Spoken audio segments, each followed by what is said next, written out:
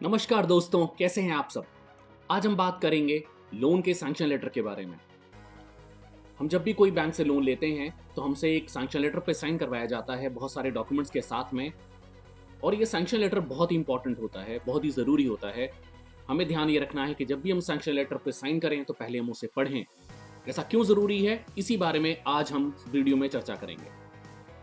हमारा जो लोन का सैंक्शन लेटर होता है, ये ज़रूरी इसलिए होता है कि हमारे लोन से संबंधित जो भी टर्म्स एंड कंडीशंस हैं, यानी कि जो भी नियम और शर्तें हैं, वो सारी उस सैंक्शन लेटर में लिखी हुई होती हैं, जो हमें ध्यान रखनी है। जब तक वो लोन चल रहा है तब तक हमें उन शर्तों का ध्यान रखना है, उन नियमों का ध्यान रखना है। ऐसा क्यों? क्योंकि ऐसा इसलिए कि अगर हम उन नियमों और शर्तों का ध्यान रखते हैं, उनका पालन करते हैं, तो हम अपने पैसे बचा सकते हैं। और वहीं अगर हम शर्तों से चूक जाते हैं तो हमारा पैसा खराब भी हो सकता है, हमें एक्स्ट्रा चार्जेस, एक्स्ट्रा इंटरेस्ट भी पे करना पड़ सकता है। ऐसा कैसे है, आइए इस बात को समझते हैं। हम अक्सर क्या चीज़ भूल जाते हैं जब हम सैंक्शन लेटर पे साइन करते हैं या जब हम बैंक से लोन लेते हैं। अक्सर हम ध्यान देते हैं केवल हमारी ईएमआई के ऊपर कि हमारा लोन हो गया, चाहे हमने गाड़ी का लोन लिया हो, घर का लिया हो, बिजनेस के लिए लिया हो, फैक्ट्री के लिए, दुकान के लिए, किसी भी चीज़ के लिए लोन लिया हो सकता है। हम अक्सर ध्यान देते हैं केवल हमारी ईएमआई पर या हमारी इंस्टॉलमेंट पर कि हमें हर महीने कितने की किस्त देनी है, और अक्सर हम बाकी चीज़ों पर ध्यान नहीं देते। और यही हम बहुत बड़ी गलती कर जाते हैं कि हमें बाकी जो भी चीज़ें उस सैंक्शन लेटर में लिखी हुई हैं वो क्या हैं और उनका हमारे लोन के ऊपर क्या इम्पैक्ट हो सकता है, क्या उसका प्रभाव पड़ सकता है, उस पर ध्यान देना बहुत ज़रूरी है। हम एक एक पॉइंट पर चर्चा करते हैं विस्तार से। सबसे पहले हमें क्या क्या देखना है उस सैंक्शन लेटर में। हमें ये देखना है कि जो ईएमआई हमारे लोन की बनाई गई है, जिस समय हम लोन ले रहे हैं, क्या वो ईएमआई उस लोन के पीरियड के दौरान बीच में बदल भी सकती है। जी हाँ फ्रेंड्स, लोन की ईएमआई चेंज हो सकती है। चेंज होने के बहुत सारे कारण हो सकते हैं, जैसे क्या जो रेट ऑफ इंटरेस्ट है जब हम लोन ले रहे हैं उस समय, उदाहरण के तौर पर, एग्जाम्पल के तौर पर आप ले लीजिए, हो सकता है आपका लोन 9% पर सैंक्शन हुआ हो, पर आगे चलकर जब आरबीआई अपना रेपो रेट चेंज करेगा या बैंक ने जिस भी रेट के ऊपर आपका इंटरेस्ट डिसाइड करा है वो रेट अगर चेंज होता है तो हो सकता है आपके लोन का रेट ऑफ इंटरेस्ट भी चेंज हो जाए। अगर रेट ऑफ इंटरेस्ट चेंज होगा तो ऑब्वियसली आपकी ईएमआई भी चेंज होगी, आपकी इंस्टॉलमेंट भी चेंज होगी। तो हमें ध्यान देना है इस बात पर कि सैंक्शन लेटर में ये चीज लिखी हुई होगी कि हमारी ईएमआई रेट ऑफ इंटरेस्ट के साथ बदल सकती है। अगली बात, हमारे लोन का पीरियड भी इसी तरह से बदल सकता है। क्यों बदल सकता है? मान लीजिए कि जिस समय हमारा लोन सैंक्शन हुआ वो 9% पे सैंक्शन हुआ और हमारी हमारी ईएमआई जो बनाई गई वो मान लीजिए कि 10,000 रुपये बनाई गई 9% रेट ऑफ इंटरेस्ट के हिसाब से, और ये लोन मान लिया कि 5 साल का है। अब 1 साल के बाद रेट ऑफ इंटरेस्ट बढ़ जाता है। तो अगर रेट ऑफ इंटरेस्ट बढ़ेगा तो अब हमारे पास दो ही तरीके होंगे कि या तो ईएमआई बदली जाए या फिर लोन के पीरियड को बढ़ाया जाए। तो इसलिए अगर हम ईएमआई नहीं बदलते जब हमारा रेट ऑफ इंटरेस्ट बदलता है, खास करके जब रेट ऑफ इंटरेस्ट बढ़ता है, अगर हम ईएमआई नहीं बढ़ाते उस समय पर, तो हमारे लोन का पीरियड बदल जाएगा। इस बात पर भी हमें ध्यान देना है, इस बारे में भी सैंक्शन लेटर में लिखा हुआ होता है। अगली चीज वो है pre payment charges. Pre payment charges और साथ ही टेक ओवर चार्जेस, ये क्या होते हैं?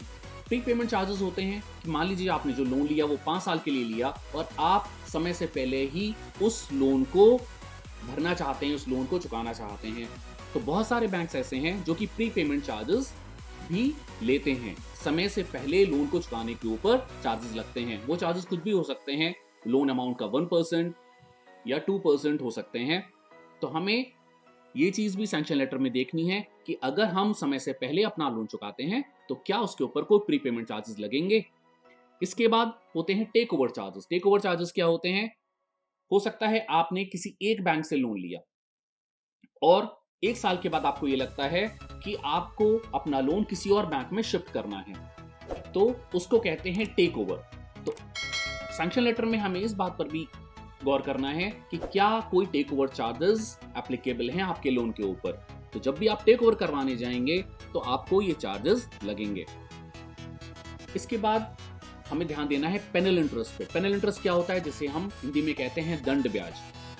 हो सकता है कि सैंक्शन लेटर में कुछ ऐसी शर्तें लिखी हुई हो जिसका की पालन करना हमारे लिए जरूरी हो, और अगर हम उन शर्तों का पालन नहीं करते हैं तो पेनल इंटरेस्ट के प्रोविजंस उस सैंक्शन लेटर के अंदर हों। क्या क्या शर्तें हो सकती हैं? हो सकता है कि आपको समय समय पर कोई स्टेटमेंट हो जो बैंक में सबमिट करवानी हो, और अगर आप वो स्टेटमेंट सबमिट नहीं करवाते हैं तो पेनल इंटरेस्ट लगेगा। अगर आप अपनी किस्त समय पर नहीं दे पाते हैं तो भी पेनल इंटरेस्ट लग सकता है। इसी तरह से और भी कई शर्तें हो सकती हैं जिस पर कि पेनल इंटरेस्ट एप्लीकेबल हो सकता है। तो इसलिए हमें इस बात पर भी ध्यान देना है कि पेनल इंटरेस्ट एप्लीकेबल है या नहीं आपके लोन के ऊपर। आगे चलते हैं। अब हम बात करते हैं चार्जेस की। क्या क्या चार्जेस हैं जो हमें सैंक्शन लेटर में ध्यान देना है हमारे लोन के ऊपर जो एप्लीकेबल हो सकते हैं। सबसे पहले बात करते हैं प्रोसेसिंग, अपफ्रंट या डॉक्यूमेंटेशन चार्जेस की। यहां मैं एक बात बहुत साफ कर दूं कि हर बैंक की जो शब्दावली है वो अलग अलग हो सकती है। यहां मैं प्रोसेसिंग चार्जेस कह रहा हूं, हो सकता है किसी बैंक में इसको फाइल चार्जेस कहते हो, अपफ्रंट चार्जेस कहते हो। तो इस तरह से हर बैंक के अपने चार्जेस के जो नाम है वो अलग अलग हो सकते हैं, पर चार्जेस हर बैंक में ही होते हैं। हर तरह के लोन के ऊपर चार्जेस होते हैं, हर तरह की लिमिट के ऊपर चार्जेस होते हैं। तो हमें वो चार्जेस पर भी ध्यान देना है। जो सैंक्शन लेटर होता है उसमें बहुत क्लियरली मेंशन्ड होता है कि हमारे लोन के ऊपर या हमारे लिमिट के ऊपर कौन कौन से चार्जेस लगेंगे। वो प्रोसेसिंग चार्जेस हो सकते हैं, अपफ्रंट चार्जेस हो सकते हैं, डॉक्यूमेंटेशन चार्जेस हो सकते हैं। उसके बाद मॉर्गेज चार्जेस होते हैं। मॉर्गेज चार्जेस क्या होते हैं कि जब आप अपनी प्रॉपर्टी मॉर्गेज करते हैं किसी लोन को लेने के लिए, आपने कोई लोन लिया या लिमिट ली और आपने अपनी प्रॉपर्टी उसमें मॉर्गेज करी, तो बहुत सारे बैंक्स ऐसे हैं जो कि मॉर्गेज चार्जेस भी अप्लाई करते हैं, तो वो भी उस सैंक्शन लेटर में मेंशन्ड होंगे। इसके बाद प्रोफेशनल चार्जेस होते हैं। ये क्या होते हैं? जब आप बैंक से कोई लोन लेते हैं तो उसमें कुछ प्रोफेशनल्स की सर्विसेज बैंक लेता है। वो प्रोफेशनल्स हो सकते हैं, कोई एडवोकेट हो सकता है जो कि बैंक के पैनल के ऊपर होता है, वैल्यूअर हो सकता है, और इस तरह के और प्रोफेशनल्स हो सकते हैं। तो इनकी फीस भी बैंक ने पे करनी होती है। तो हो सकता है ये फीस आपसे ही बैंक चार्ज करे, ज्यादातर केसेस में ऐसा ही होता है। तो वो भी सैंक्शन लेटर में मेंशन्ड होता है कि प्रोफेशनल चार्जेस लिए जाएंगे। इसके बाद आती है बात इंस्पेक्शन या सुपरविजन चार्जेस की। अक्सर ये बिजनेस लोन्स में होता है। बिजनेस लोन्स में बैंक के ऊपर ये कंडीशन होती है कि बैंक समय समय पर जाकर आपकी यूनिट को, आपकी फैक्ट्री को, शॉप को या ऑफिस को विजिट करेगा, तो उसके भी चार्जेस होते हैं। तो इस पर भी हमें देखना है कि सैंक्शन लेटर में ये लिखा हुआ होगा कि इंस्पेक्शन चार्जेस कब कब लगेंगे और कितने लगेंगे। अब बात आ जाती है इंश्योरेंस की। हम जो भी सिक्योरिटी बैंक में देते हैं, अगर हम बात करें बिजनेस लोन की और हमने अपने स्टॉक के लिए बिजनेस का लोन लिया या लिमिट ली, तो वो स्टॉक बैंक में हाइपोथेकेटेड होता है, बैंक में चार्ज होता है। तो ऐसी स्थिति में बैंक हमेशा ही उस स्टॉक का इंश्योरेंस भी करवाता है। तो अगर वो इंश्योरेंस करवाएगा तो इंश्योरेंस के चार्जेस भी लगेंगे, तो वो चार्जेस भी अक्सर आपको ही पे करने होंगे। ऐसे ही अगर आपने अपनी प्रॉपर्टी बैंक में रखी है तो उस प्रॉपर्टी का जो कंस्ट्रक्शन वैल्यू होती है, यानी कि जो बिल्टअप वैल्यू होती है, उस बिल्टअप वैल्यू का भी बैंक अक्सर इंश्योरेंस करवाते हैं, तो वो चार्जेस भी आपको बियर करने पड़ेंगे। तो उस पर भी आपने ध्यान देना है। और क्या क्या हो सकता है, इसके बाद बात आ जाती है CIR या क्रेडिट इंफॉर्मेशन रिपोर्ट चार्जेस की। क्रेडिट इंफॉर्मेशन रिपोर्ट क्या होती है? जैसा कि आप जानते हैं कि जब भी आप बैंक में लोन लेने जाते हैं तो आपकी CIBIL report, Cliff report generate की जाती है, तो इसके भी अपने चार्जेस होते हैं, वो भी आपको बियर करने होंगे। इसके बाद बात आ जाती है सरसाई की। गवर्नमेंट ऑफ इंडिया ने एक सरसाई पोर्टल डेवलप किया हुआ है कि जो भी सिक्योरिटी आप बैंक में चार्ज करते हैं, हाइपोथेकेट करते हैं या मॉर्गेज करते हैं, उसकी डिटेल्स बैंक ने सरसाई पोर्टल पे अपडेट करनी होती हैं। इसके भी चार्जेस होते हैं। हालांकि ये चार्जेस बहुत नॉमिनल होते हैं, बट होते हैं, तो वो भी हमें देखना होगा सैंक्शन लेटर में कि सरसाई चार्जेस कितने हैं। इसके बाद होते हैं कमिटमेंट चार्जेस। ये अक्सर लिमिट्स के ऊपर लगते हैं जो कि बिजनेसमैन अपने व्यापार के लिए लेते हैं। इसका क्या मतलब होता है? इसका मतलब होता है कि मान लीजिए किसी बिजनेसमैन ने अपने लिए 2 करोड़ की बैंक से लिमिट ली। अब हो सकता है उसे उस लिमिट की पूरे साल में उतनी जरूरत ना पड़ी हो और उसका जो लिमिट का जो अवेलमेंट है या लिमिट का जो यूसेज है वो काफी कम रहे। लिमिट 2 करोड़ की है लेकिन उसका जो लिमिट का यूसेज है, हो सकता है वो कभी भी पूरे साल में 50 लाख से भी ऊपर ना गया हो या 60 लाख से ऊपर ना गया हो। तो ऐसे में जो अनयूज पोर्शन रह जाता है लिमिट का, क्योंकि बैंक ये चाहता है कि आपके लिमिट ज्यादा से ज्यादा यूज रहे, जिससे बैंक को उस पर इंटरेस्ट मिले। तो अगर आप अपनी लिमिट को यूज नहीं करते हैं तो कुछ बैंक्स आपके ऊपर कमिटमेंट चार्जेस अप्लाई कर सकते हैं। तो इसका भी जिक्र आपके सैंक्शन लेटर में जरूर होगा कि आपको कमिटमेंट चार्जेस कितने लगेंगे और कब लगेंगे। इसके बाद बात आ जाती है चेक या ECS बाउंस चार्जेस की। कभी कभी ऐसा हो जाता है कि हमने बैंक से कोई लोन लिया और उसके लिए हमने PDCs यानी कि पोस्ट डेटेड चेक्स या ECS का मैंडेट दिया हुआ है। अब किसी कारणवश ये ECS मैंडेट या ये चेक बाउंस हो जाता है, तो ऐसी स्थिति में उसके कितने चार्जेस लगेंगे ये भी उस सैंक्शन लेटर में मेंशन होगा, उस पर भी हमें ध्यान देने की जरूरत है। एक बहुत इंपॉर्टेंट बात वो है फ्रीक्वेंसी ऑफ चार्जेस। जिन भी चार्जेस की हमने यहाँ बात की, ये कुछ चार्जेस ऐसे हैं जो कि वन टाइम होते हैं, कुछ चार्जेस ऐसे हैं जो पीरियोडिकली रिपीट होते हैं या बार बार भी लगते हैं। जैसे हमने बात की इंस्पेक्शन चार्जेस की, ये इसकी एक निश्चित फ्रीक्वेंसी हो सकती है, ये क्वार्टरली हो सकते हैं, हाफर्ली हो सकते हैं या एनुअली हो सकते हैं। ऐसे इंश्योरेंस के जो चार्जेस हैं, अक्सर जो इंश्योरेंस होता है प्रॉपर्टी का या स्टॉक का, वो एनुअली होता है, तो हमें वो हर साल वो चार्जेस बियर करने पड़ेंगे। ऐसे ही जो बिजनेस के लिए लिमिट्स होती हैं, उसकी जो प्रोसेसिंग फीस होती है वो भी अक्सर हर साल लगती है। तो इस तरह से हमें हर चार्ज के बारे में फ्रीक्वेंसी पता होनी चाहिए कि कौन से चार्जेस ऐसे हैं जो कि वन टाइम हैं, कौन से ऐसे चार्जेस हैं जो कि पीरियोडिकली रिपीट होंगे। इसके अलावा और भी बहुत सारी बातें जिस पर हमें ध्यान रखना है सैंक्शन लेटर पढ़ते समय और सैंक्शन लेटर साइन करते समय। वो क्या क्या है, हमें ये देखना है कि ऐसे कौन कौन से डॉक्यूमेंट्स हैं जो हमें पीरियोडिकली बैंक में सबमिट करनी है। मतलब अक्सर जब हम बैंक से कोई बिजनेस के लिए लिमिट लेते हैं तो कुछ ऐसे डॉक्यूमेंट्स होते हैं, जैसे स्टॉक के स्टेटमेंट हो सकते हैं, QIS के स्टेटमेंट्स हो सकते हैं, रिन्यूअल के पेपर्स हो सकते हैं, जो कि हम पीरियोडिकली सबमिट करने होते हैं। कुछ स्टेटमेंट्स मंथली होते हैं, कुछ क्वार्टरली होते हैं, कुछ हाफर्ली होते हैं, कुछ एनुअली होते हैं। तो हमें इस सैंक्शन लेटर में ये भी देखना है कि ऐसे कौन कौन से डॉक्यूमेंट्स हैं जो हमें पीरियोडिकली सबमिट करने हैं, और अगर हम वो डॉक्यूमेंट्स समय पर सबमिट नहीं करते तो क्या होगा, तो क्या हमारे ऊपर पेनल इंटरेस्ट या कोई पेनल चार्जेस लग सकते हैं, ये भी उस सैंक्शन लेटर में लिखा होगा।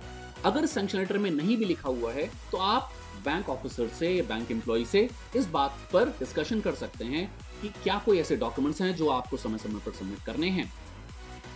अगर आपने बिजनेस के लिए लिमिट ली है तो अक्सर ही उसमें रिन्यूअल का प्रोविजन होता है। बिजनेस की लिमिट्स या बिजनेस के लोन्स का अक्सर हर साल रिन्यूअल होता है, तो आपको पता होना चाहिए कि रिन्यूअल की फ्रीक्वेंसी क्या है। उसका रिन्यूअल हर साल होना है या 3 साल पर होना है, और रिन्यूअल की फ्रीक्वेंसी के साथ साथ हमें यह भी पता होना चाहिए कि रिन्यूअल के लिए डॉक्यूमेंट्स क्या क्या सबमिट करने हैं। इसके बाद बात आ जाती है कंसेशंस की। अक्सर जब हम बैंक से कोई लोन लेते हैं तो हम बैंक के साथ जब नेगोशिएट करते हैं तो हम कुछ कंसेशंस मांग लेते हैं बैंक से, और बैंक अक्सर हमें वो कंसेशंस प्रोवाइड भी करता है। लेकिन हमें इस बात पर ध्यान देना है कि जो कंसेशंस होते हैं इनकी कुछ वैलिडिटी होती है, यानी कि अगर हमने 5 साल का लोन लिया या 10 साल का लोन लिया तो जरूरी नहीं है कि जो कंसेशन हमको सैंक्शन के समय पर मिले हैं वो उस लोन के पूरे पीरियड तक एप्लीकेबल रहें। हो सकता है वो कंसेशंस की जो वैलिडिटी है वो 1 साल हो या 6 महीने हो या 2 साल हो, तो इस बारे में भी हमें पता होना चाहिए। उस सैंक्शन लेटर में ये बात लिखी हुई होगी कि कंसेशंस कब तक वैलिड रहेंगे। साथ ही उसमें ये भी लिखा हुआ होगा कि ऐसी कौन कौन सी कंडीशंस हैं, ऐसी कौन कौन सी सूरतें हो सकती हैं जहां पर वो कंसेशंस विड्रॉ हो सकते हैं। हो सकता है कुछ ऐसी शर्तें हों आपके सैंक्शन में कि जहां पर अगर आप उन शर्तों का पालन नहीं करेंगे कंसेशंस शुरू से ही विड्रॉ हो जाएं, तो इस पर भी हमें ध्यान देने की जरूरत है। इसके अलावा कुछ और शर्तें हो सकती हैं सैंक्शन लेटर में, वो क्या हो सकती हैं? अक्सर यहां भी हम बात करेंगे बिजनेस की लिमिट्स के बारे में। जब हम बिजनेस के लिए लिमिट्स लेते हैं बैंक से तो उसमें शर्तें हो सकती हैं, जैसे आप किसी और बैंक में करंट अकाउंट नहीं ओपन कर सकते। अगर आप ओपन करेंगे तो आप परमिशन लेकर ही ओपन करेंगे। आप किसी और बैंक से अपने बिजनेस के लिए कोई नया लोन बिना इस पहले वाले बैंक से एनओसी लिए नहीं ले सकते। अगर आप लेंगे तो आपको पेनल इंटरेस्ट या पेनल चार्जेस देने पड़ सकते हैं। इसी तरह की बहुत सारी शर्तें हो सकती हैं। एक शर्त ऐसी भी हो सकती है कि आप अपने बिजनेस का जो मैनेजमेंट है, बिजनेस की जो ओनरशिप है, वो बिना बैंक को बताए चेंज नहीं करेंगे। आप अपने बिजनेस के जो शेयर्स हैं वो आप कहीं और चार्ज नहीं करेंगे, उन शेयर्स को बेचेंगे नहीं जब तक आप उस लोन को नहीं पूरा करेंगे या बिना बैंक को बताए आप ऐसा नहीं करेंगे। तो इस तरह की बहुत सारी शर्तें हो सकती हैं जो आपके सैंक्शन लेटर में फाइन प्रिंट में लिखी हुई होती हैं। ये सारी शर्तों को जानना हमें जरूरी है, जिससे बाद में हमें किसी परेशानी का सामना ना करना पड़े। फाइनली आप एक सैंक्शन लेटर की कॉपी जरूर बैंक से मांगिए और अपने रिकॉर्ड में रखिए। जब तक वो लोन चलता रहे तब तक आप उस सैंक्शन लेटर की कॉपी को संभाल के रखिए, जिससे आगे कभी भी कोई प्रॉब्लम आए, कोई चार्जेस आपका बैंक लगाता है आपके लोन के ऊपर, आपके लिमिट के ऊपर, तो आप तुरंत उस सैंक्शन लेटर को रेफर कर सकते हैं कि क्या उन चार्जेस की बात सैंक्शन लेटर में की गई थी। और अगर हम ऐसा करेंगे तो कभी भी हम बैंक्स के ऊपर ये ब्लेम नहीं करेंगे कि बैंक ने हमें बताया नहीं। क्यों? क्योंकि बैंक हमेशा ही सारी बातों की चर्चा, सारी चीजें अपने सैंक्शन लेटर में मेंशन करता है, सारे टर्म्स एंड कंडीशंस अपने सैंक्शन लेटर में लिखता है, और ये हमारे ऊपर है कि हम उसको पढ़ें और ध्यान से पढ़ें, उन नियमों और शर्तों का पालन करें। तो थैंक्स फॉर वॉचिंग गाइस। उम्मीद है आपको वीडियो पसंद आया होगा। अपना बिजनेस करते रहिए, आगे बढ़ते रहिए। बाय बाय, जय हिंद।